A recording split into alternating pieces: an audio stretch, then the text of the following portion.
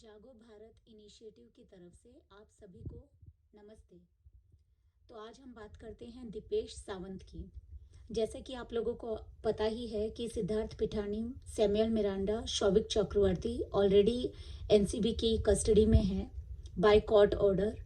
और अब कल रात को दीपेश सावंत को भी तकरीबन 10 बजे के करीब हिरासत में लिया गया। कोर्ट ऑर्डर है कि वो 9 सितंबर तक कस्टडी में रहेंगे ताकि उनसे पूछताछ की जा सके। तो उन्हें इन चारों को अरेस्ट कर लिया गया है।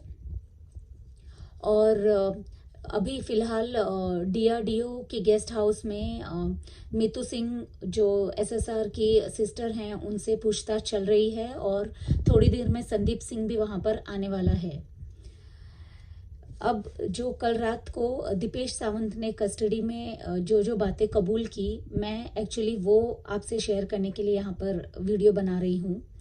सबसे पहले तो दीपेश ने कहा कि वो सुशांत सिंह राजपूत को जबकि सैलरी सुशांत दिया करते थे, उनके पैसों पे पलता था, उनके पैसों पर उस घर में रहता था, लेकिन वो रिपोर्टिंग करता था रिया को, क्योंकि ऑफ कोर्स रिया ने उसे वहाँ पर नौकरी पर रखा था।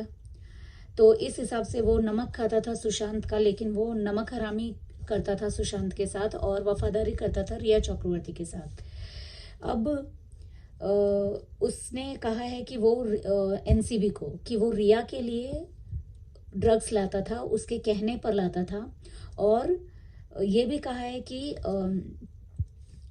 सुशांत सर के लिए उसने कभी भी ड्रग्स नहीं लेकर आए थे और ना ही कभी सुशांत ने उसे ड्रग्स लाने के लिए कभी कहा था।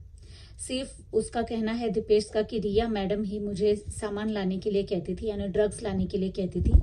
तो इस तरह से वो रिया की पूरी पोल खोल रहा है, क्योंकि रिया ने खुद कहा था कि ना मैं ड्रग्स कंज्यूम करती हूँ और ना ही मैं किसी को देती हूँ, ना मैं ड्रग्स खरीदने के लिए किसी को कहती हूँ, ना खरीदती हूँ। तो उसकी पूरी पोल खुल गई है, क्योंकि वो एक नंबर की झूठी और बहुत ही धोखेबाज और बहुत ही गिरी हुई इंसान है। दूसरी ये बात कि दीपेश ने कहा कि सुशांत के घर पर ये जो ड्रग्स की पार्टी हुआ करती थी वो बहुत ही आम बात थी और ये पार्टी रिया ऑर्गेनाइज करती थी। और पार्टी को लेकर अक्सर सुशांत में और रिया में बहुत झगड़ा हुआ करता था, क्योंकि सुशांत सर को इतनी पार्टी करना नहीं पसंद था और वो ना ही इतनी पार्टी करते थे। लेकिन रिया एवरी वीकेंड, वो हर हफ्ते में 2 बार ये पार्टियां किया करती थी ड्रग्स की। और इसमें बॉलीवुड के बहुत ही बड़े बड़े सेलिब्रिटीज आते थे, बहुत ही नामी चेहरे आया करते थे, बहुत ही नामी एक्टर्स और डायरेक्टर्स आया करते थे। और इन पार्टीज को सुशांत की पार्टी नहीं कहा जाता था, इसे रिया की पार्टीज कहा जाता था।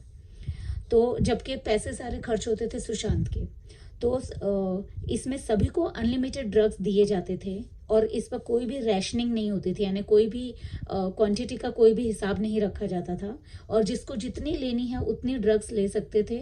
और इसमें सबसे ज़्यादा एक्सपेंसिव ड्रग्स आती थी, महंगी से महंगी सबसे ज़्यादा एक्सपेंसिव ड्रग्स आती थी इस पार्टी में, वो जो रिया सुशांत के घर पर ऑर्गेनाइज करती थी अपने दोस्तों के लिए और बॉलीवुड के जाने माने चेहरों के लिए।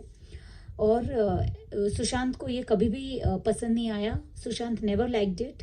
एंड इसमें जो भी पैसे स्पेंड होते थे वो सुशांत के होते थे।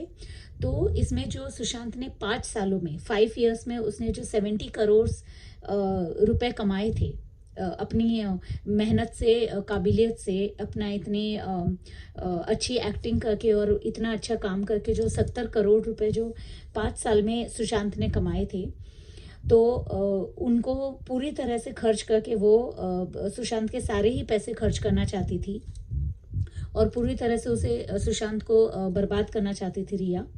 एक पार्टी में वो कम से कम 30 से 40 लाख रुपए खर्च करती थी, खर्च होते थे ये ड्रग्स के लिए, क्योंकि इतनी एक्सपेंसिव ड्रग्स आती थी उस पार्टी में। और एक महीने में वो 3 करोड़ रुपए सुशांत के वेस्ट कर देती थी, खर्च कर देती थी खुद के नाम पर, क्योंकि सब लोग कहते थे कि ये पार्टी रिया की पार्टी है। और इसी बात को लेकर अक्सर झगड़ा हुआ करता था सुशांत और रिया में, जो स्पेशली इस लॉकडाउन में ज़्यादा झगड़ा होना शुरू हो गया था। और वो जब भी ड्रग्स देती थी सुशांत को, सुशांत लेने से मना करते थे। तो ये दीपेश का कहना है कि रिया जबरदस्ती उनको ड्रग्स दिया करती थी, और अगर वो ना लें तो वो सुशांत के साथ मारपीट भी किया करती थी।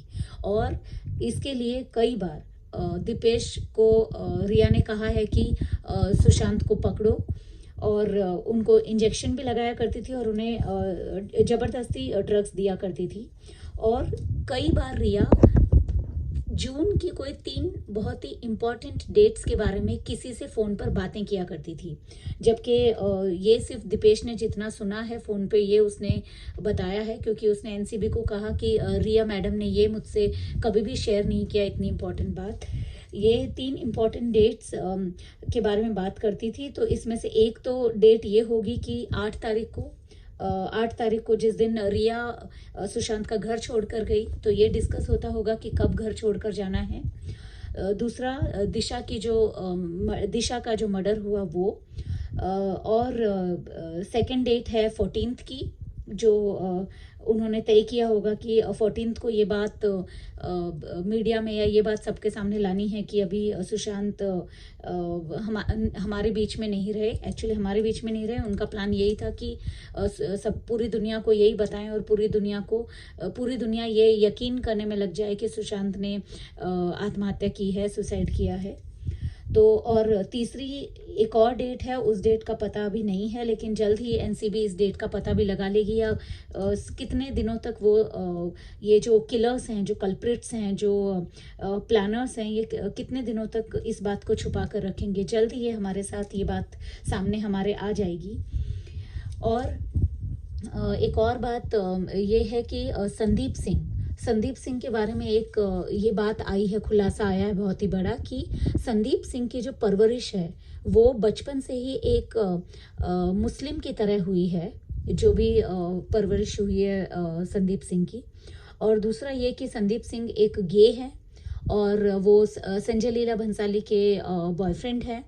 और ये भी कि वो इस वक्त जिस फ्लैट में रहते हैं वो संजय लीला भंसाली का फ्लैट है, और संजय लीला भंसाली ने उनको जो भी काम दिया अब तक, या जो भी उनके ऊपर जो फेवर्स किए या पैसों की उनको जो भी मदद की, वो इसलिए क्योंकि संदीप सिंह उनको किसी वीडियो के चलते, या फिर आप कह सकते हैं किसी एमएमएस के चलते संजय लीला भंसाली को ब्लैकमेल करता था, या शायद अभी भी करता है।